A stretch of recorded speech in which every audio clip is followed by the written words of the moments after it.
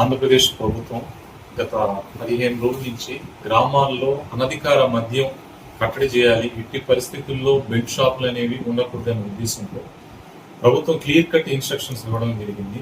ఈ నేపథ్యంలో ఈ మంత్ లో కలిగిరి సర్కిల్ పరిధిలో, ఎస్పెషల్లీ కలిగిరి మండలంలో, కొండాపురం మండలం మరియు వరికొండపాడు ప్లస్ వినిమూరు మండలాల్లో 28 కేసులు నమోదు చేశాం.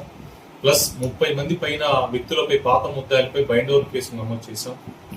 గ్రామాల్లో ఎక్కడైనా అనధికారికంగా మద్యం అమ్మకాలు చేస్తే కలిగిరి ఎక్సైజ్ స్టేషన్, నా గవర్నమెంట్ ప్రభుత్వ అధికారిక నెంబర్ ఉంది 9440902523 చేశారంటే వాళ్ళ వివరాలు గోప్యంగా ఉంచడంతో పాటుగా ఓళ్లలో మద్యం అమ్మకాలు జరగకుండా చేస్తాం. ఈ నేపథ్యంలో నేను మా కలిగిరి సర్కిల్ పరిధిలో ప్రజల్ని విజ్ఞప్తి చేసేది ఏంటంటే, మీరు ప్రభుత్వానికి సహకరించి మా గనక మీరు సమాచారాన్ని అందజేస్తే ఈ ప్రభుత్వం యొక్క మంచి ఉద్దేశాన్ని విలేజ్లో బెల్ట్ షాపులు లేకుండా చేస్తాం.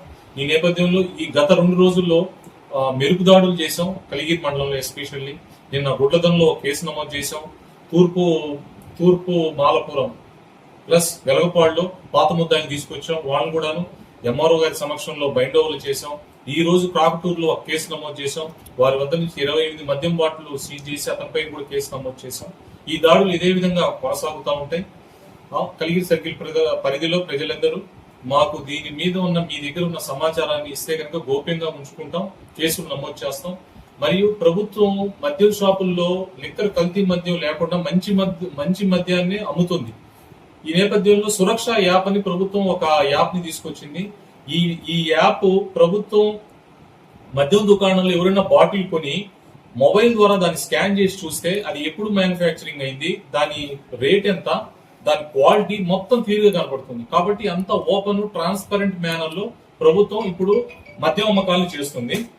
కాబట్టి ఈ అవకాశాన్ని ప్రజలందరూ వినియోగించి బయట మద్యం షాపుల్లో కాకుండా ఎక్కడ కూడాను మద్యం కొనకుండా, అనధికార ప్రదేశాల్లో కొనకుండా ఓన్లీ మద్యం ప్రభుత్వ షాపుల్లోనే కొని మీ ఆరోగ్యం పట్ల కూడా జాగ్రత్తగా వహించాలి.